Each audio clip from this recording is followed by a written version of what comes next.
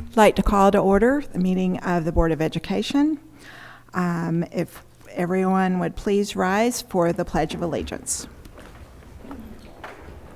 Attention, salute, pledge.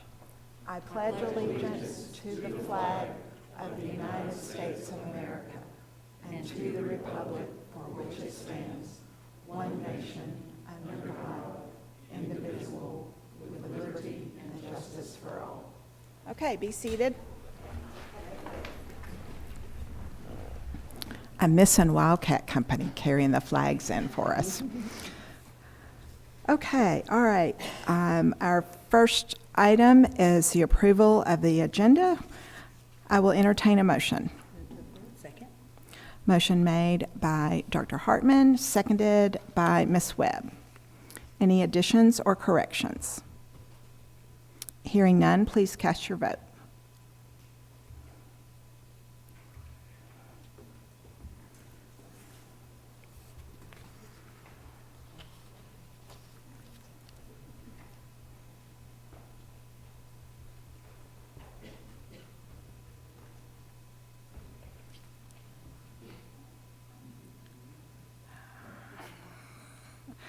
Motion passes unanimously. Okay, we have a really easy meeting tonight. I would first like to welcome, we have distinguished guests with us tonight. We have our Mayor, Warren Gooch, the Mayor Pro Tem, Jim Dodson. We also have Council Member Chuck Hope, and then our City Manager, Randy Heeman. We appreciate you guys coming. All right, Dr. Borchers, I'm going to turn it over to you. Okay, thank you very much. We'll get the presentation pulled up here. All right, tonight you're going to hear a little bit from me, and then obviously Ms. Van Dyke and Mr. Thacker at the end. But I think I want to start just first of all just thanking the city, the people that are here, and the City Council. Just the support we've had over the years has been fantastic, and we appreciate all of that. And I'll say publicly again, working with Mr. Heeman has been a joy. He and Tom have been great partners, and enjoy working with both of them through all of this. And we've had lots of talks about budget and dollars over the months and days. So I'll go ahead and get started. We always want to ground ourselves in our mission and vision. And I'm glad the mayor's here, because every time I hear the mayor speak, he's always talking about excellence. And that's really what our mission statement boils down to: excellence in education, and of course our vision, every student prepared for college, career, and life success. And as we go through this budget, we always want to look at through the lens of our core values. You see them up here on our wall over here, but of course our number one is students first. So I know we're going to talk a lot about dollars and funds and money, but I think we need to remember we're doing this for our 4,800 kids that we have coming through our doors every day. Speaking of numbers of kids, just a real highlight slide here of our enrollment, and I've talked to many of you and all of our team. It's hard to believe with everything that's happening in our community that we're losing students at the present moment, but we hope that that changes. Maybe not changes rapidly, but we want to see that going the other way, obviously. But you can see at the elementary, middle, and high school level what's kind of happening out there. So, and again, that guiding principle, we used that when we, a couple years ago, when we really saw that increase happening, but we want to plan based on our projections and execute based on actuals. But wanted you to have that, and I know you've got this in your folder as well. I talked just recently to the League of Women Voters, but I wanted to put this slide in the next, and again, you have a one-pager in your handout there that has all of this information, because there's a lot of it, so you can look at it after you leave here tonight. But when people ask, you know, why Oak Ridge? What separates Oak Ridge from the Marivilles, the Beardens, the Farragut's? And I think it's what you're seeing on this slide and the next and in that handout. The number of opportunities that we have for our students, I think nobody in our region can compete with that. And it's just real quickly, again, lots of information. It's all in your handout. But the dual enrollment, advanced placement, the industry certifications, we've got about 35 students going through our own state middle college. There's a pathway for about every student that walks through these doors. So very proud of what we're able to offer. And again, that's because of some of the support, obviously, the city has given us to make this happen. And then just real quickly, who our students are. 71% of our graduates go on to attend college, and 29% go into the careers or military. And you can see some kind of shifts there from 2-year to 4-year. We have more students going into 2-year than we did back in 2013 and less going directly to 4-year. Some of that, obviously, Hope Scholarship, things like that, kids taking their first 2 years, but just wanted everybody to understand what's happening currently. And then the makeup and demographic of our student body. And again, this doesn't include the preschool numbers, but right around 4,700 with not including the preschool. You may have heard, and if you've been around some of the groups that we've spoken to lately, that we're re-upping our Portrait of a Graduate. We want to do Portrait of a Graduate 2030, and we're collecting data. So if you have a QR code, you can actually give us some input if you'd like. But very excited about where we're headed. The last time we did this was in 2020, and a lot of things have changed since that time. So we thought we better do this and get some more input from our community, our parents, our staff. So this is also happening at the present moment, and we look forward to sharing our outcomes with this once we collect it all. And then I'm going to give this, we'll turn it over to JVD, but just recently, and I think we'll have a press release going out on this, but a couple of weeks ago, we were one of 5 school districts across the country that were invited to the United States Department of Labor, their national press conference, about what we're doing with labor and the workforce, and Dr. Buckner's Wildcat Manufacturing was highlighted, but again, one of 5 school districts in the entire country invited for this, and that's pretty amazing. So with that, I'm going to turn it over. We'll start talking numbers with Ms. Van Dyke. Always everybody's favorite, right? So just kind of a quick overview like we do every year, kind of looking at this last year's actuals. This year, kind of where we're at and planning for moving forward into the future, and then that kind of leads us into our budget for FY27. So our goals this year were a little different than it's been in the past, again with kind of declining enrollment and just geopolitical things going on right now, that's some uncertainty going on. So we are always trying to focus on the opportunities that will improve and enhance the Portrait of a Graduate. But we were really having to look at the alignment of resources and student success and expanding opportunities and really prioritizing our choices for sustainability. We want to be able to keep our people into the future and to continue to fund all of the great programs that we offer here. So every year we start looking at the instructional and budgetary goals. We start looking at salary analysis and evaluations of kind of where we're at compared to other districts, and we know that we want to hire and keep the best of the best, and what can we do to do that. Estimated state TISA funding and our anticipated sales and property tax revenues, because that's really the bulk of what we have, what we get in is what we can spend, right? And then the use of fund balances and reserves from savings in years past. So our budget this year for all funds is a total of $90,421. Well, not $421,950. $82 million of that is our general purpose fund. Projections of federal grants, of course, we don't know until next year how much those federal grants are actually going to be. Our cafeteria program, right around $3 million. Other funds and our extended child care program, the other funds are, for the most part, our Family Resource Center. So revenue assumptions for this year, projected sales and property tax estimates have been based on this year's. We have seen a trend downward on property taxes. We figured out what that was, mainly because of an adjustment in Roane County. But we did see when we got it in last week that we are going to get a slightly larger piece of the pie, if you will, from Anderson and Roane County, unless the state changes that. They were about 2 months later than typical getting us those numbers, and then they came back and said, we're not sure if they're right yet, so we're hoping that they'll be right. Our TISA is going up a little over $2 million for next year. We're not budgeting any increase in the city allocation. We are using some fund balance, again, to balance the budget this year. And then we're just going to monitor revenues closely again and potentially make recalculations throughout the year if we need to, if we see revenues are coming in lower than we expected. So proposed salary increase for all staff is in this budget. We did expect some inflationary costs for all of our departments.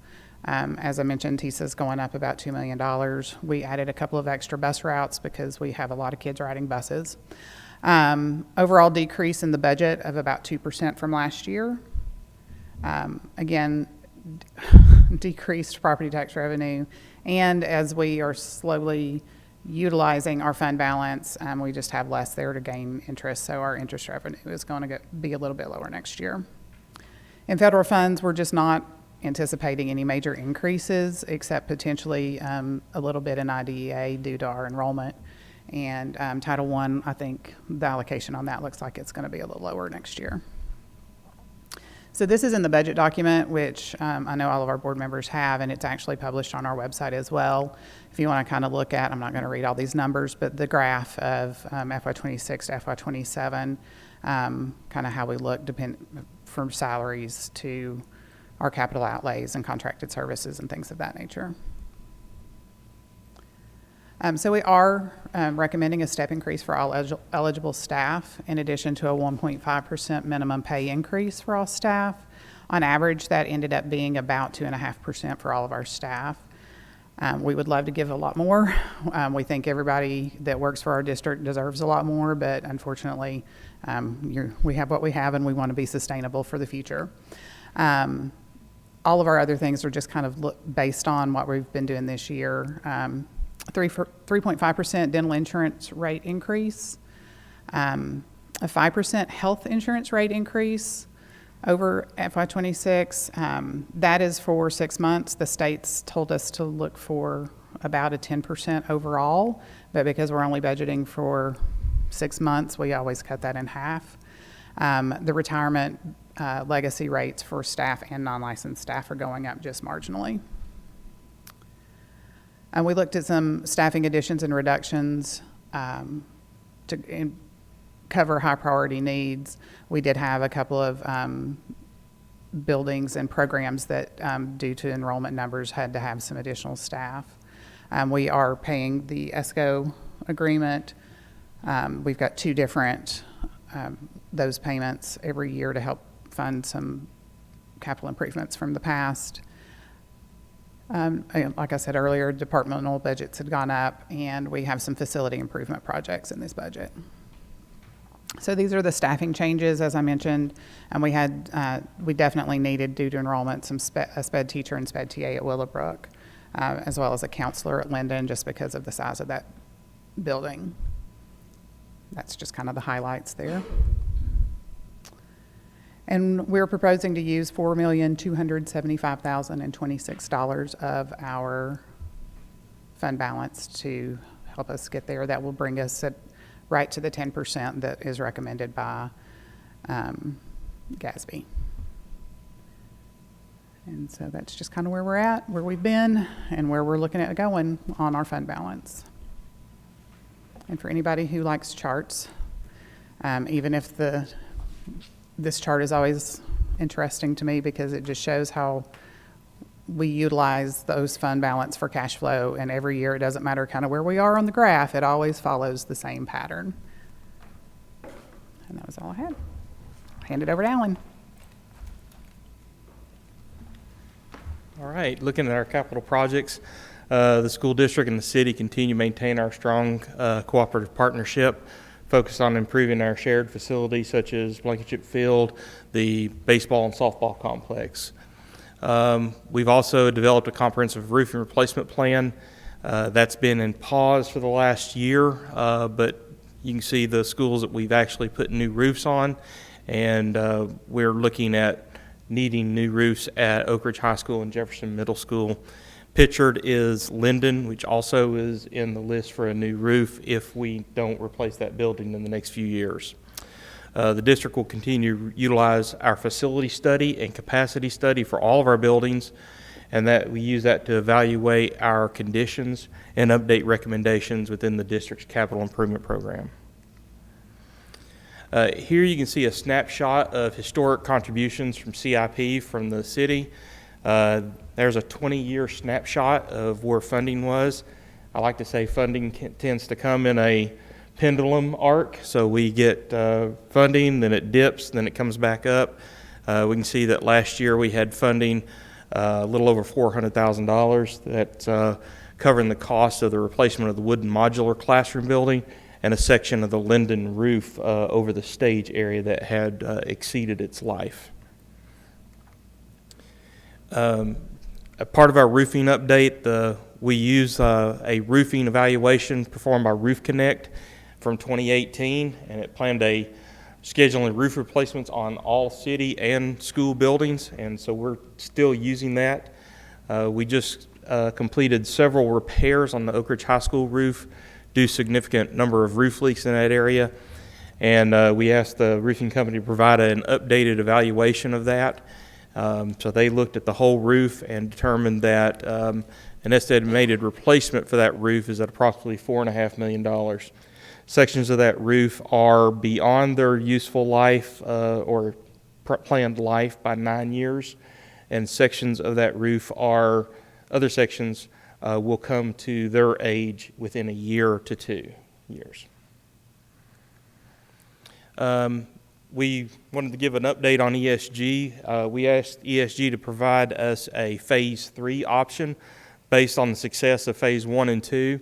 Looking at what our needs are coming up in the next few years, the life of the HVAC equipment at both Glenwood and Oak Ridge High School are nearing the end of life, and so we're looking at the need for that replacement, which is significant, and a Phase 3 looks at those areas as far as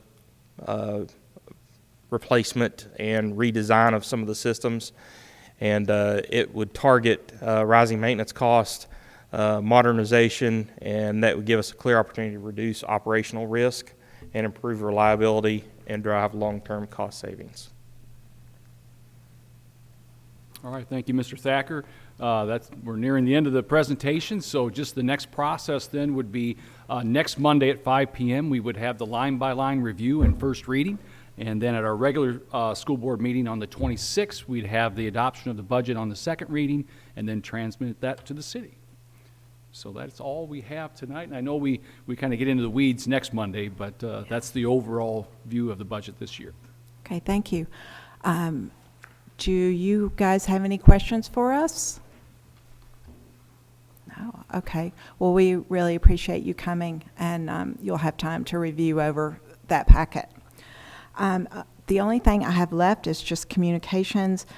This Thursday, we'll meet here in this room to get reports from the maintenance department and HR.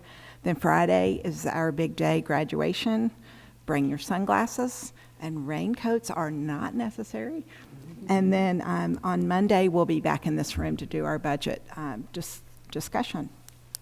All right, thank you to Scott, Dave, and Melissa. We are adjourned.